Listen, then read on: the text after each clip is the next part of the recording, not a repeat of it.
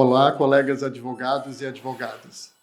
Nesse terceiro vídeo, nós vamos conversar sobre, após a escolha do advogado e do cliente em mediar, quais são os próximos passos?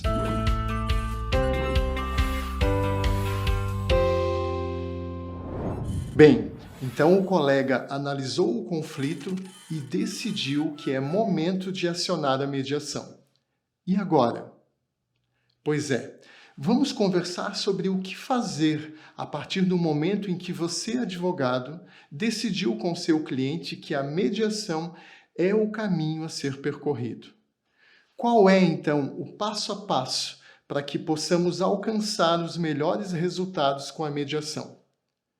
Digo a vocês que o primeiro passo é convencer o advogado da outra parte de que a sua escolha é razoável. Talvez isso não seja tão simples se o colega não tiver experiência em mediar. Um bom argumento a ser usado aqui, nesse momento, é o fato de lembrar ao outro advogado que se a mediação pré-processual não atingir o objetivo e precisar ser ajuizado o processo, poderá ser informado ao juízo que foi realizada a mediação do conflito e, assim, pedir a dispensa da audiência do artigo 334 do CPC. O segundo passo é demarcar com seu cliente quais são as necessidades e os interesses que ele tem diante daquele conflito. E feito isso, converse com ele acerca das chances reais dessas necessidades e interesses serem atendidas via ação judicial e as possibilidades de serem buscadas por intermédio da mediação. O terceiro passo é, além de todas essas orientações prévias que você está dando ao seu cliente, estabeleça com ele quais são os limites da negociação.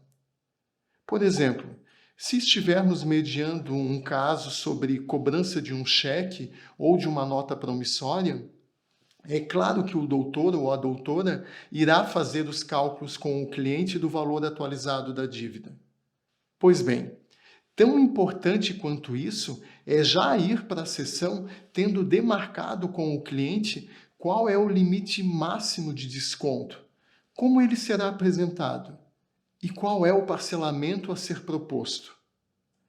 Vejam, atuando como mediador, muitas vezes eu tive que interromper a sessão para o advogado conversar com o cliente e ver se a proposta que estava sendo feita pela outra parte seria ou não aceita.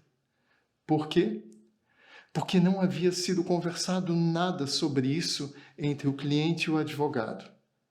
Então, não cometa esse erro. Como último passo, estando prontos, então, para mediar, advogado e cliente precisam escolher o mediador ou a câmara que irão contratar. E esse é um ponto fundamental para uma boa experiência. Sugiro escolher um mediador especializado naquela área do conflito. E caso você não conheça um mediador, peça uma pré-mediação. Isso será importante para criar um raporte com ele e saber acerca do que ele planeja para bem conduzir os trabalhos. Bem, eu trouxe aqui 4 dicas para te auxiliar quando escolheres a mediação como caminho para lidar com o conflito. Lembro que essas dicas se referem à preparação para a sessão, ou seja, pontos que você, advogado, precisa cuidar antes de ir mediar. No próximo vídeo da série, nós vamos dar dicas importantes para serem utilizadas durante a sessão de mediação. Então, encontro vocês lá e deixo aqui o meu forte abraço.